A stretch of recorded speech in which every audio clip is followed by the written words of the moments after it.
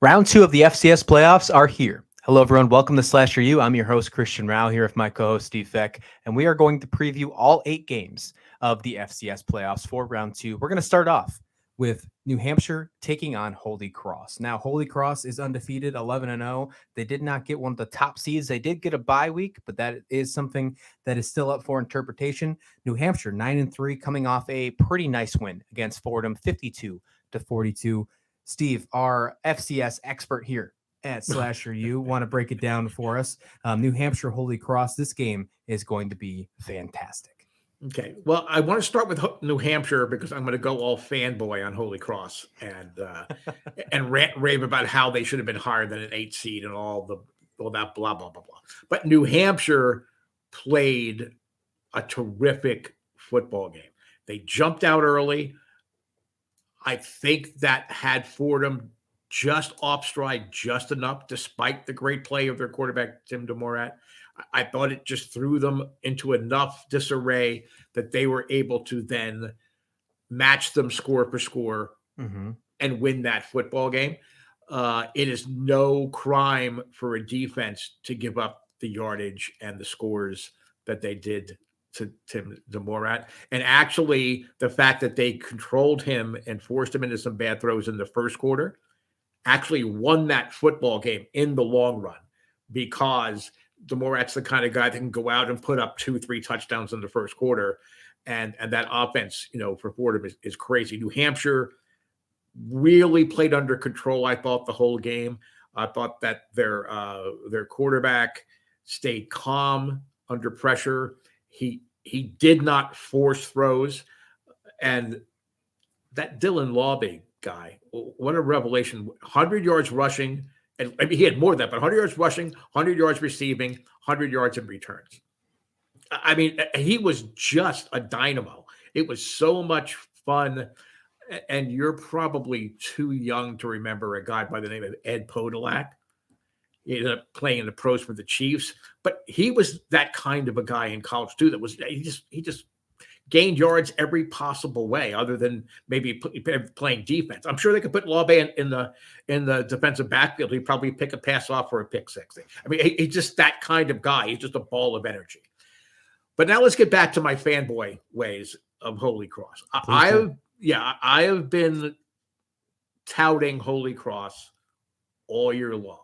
I got into a huge firestorm when I was saying that, when everybody was saying how great Jackson State is and what a job Deion Sanders is, and I dared to compare them to a team like Holy Cross, which statistically was the 5th team in the country when you break down the analytics and the other kind of rankings that the playoff committee does. Jackson State is flashier, more athletic, but Holy Cross is a football team. It is a unit, and that's why I'm not going to mention any specific players. This team is a unit, and that is a tribute to their head coach.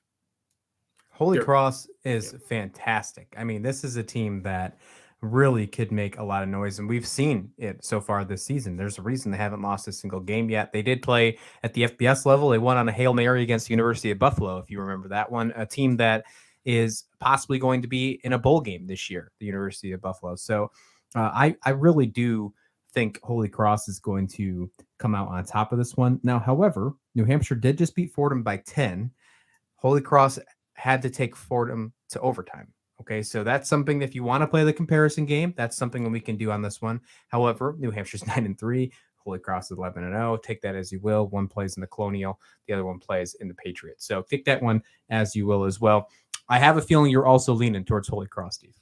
I am. And just in that comparison game, I will say that Tim DeMorat for Fordham played the best game at quarterback at the FCS level that I've seen in the last 10 years in that game against Holy Cross. He was just everything you have when you're coming up with a dream quarterback. He was that guy in that game. But, Holy Cross, to some extent, kind of reminds me of TCU in that they find different ways to win football games based on exploiting the weaknesses of their opponent that week. They don't force the same game plan down your throat every week. They truly, I mean, Chesney's great in his staff making adjustments to be able to play their opponent that week, not play their system every single week. I mean, he realizes it's a football game, it's not a video game, and he actually makes those adjustments. He's had four straight outright Patriot League championships. That's basically unheard of unless you're going back before there was even actual Patriot League, but when those teams were in the same kind of a conference in the ECAC, you just haven't seen that in such a long time. I'm going Holy Cross. I never look at the lines for FCS playoff games because as difficult and iffy as they are at the FBS level, at the FCS level, you just, unless you're a degenerate gambler and you're looking for that long shot to bring you into the black for the football season, don't bet these games. Enjoy the games. Watch them. They're available on ESPN Plus. We're obviously going to give you recaps and previews as the playoffs go on. But I'm all for the purple and the Holy Cross Crusaders in this. Yeah, as you said, noon on ESPN Plus, noon Eastern, that is. And you can also catch us on NCAA.com as well if you do not have ESPN Plus. So no reason for you not to be able to check out this game. Be sure to check it out. New Hampshire 9-3 taking on Holy Cross, the unbeaten Holy Cross 11-0. Will New Hampshire find a way to give Holy Cross their first loss, or will we find them out of the FCS playoffs and see Holy Cross move on to the third round? Let us know in the comments below who you think is going to win this game of round 2 of the FCS playoffs. Hit like and subscribe while you're there. And thanks for watching SlasherU.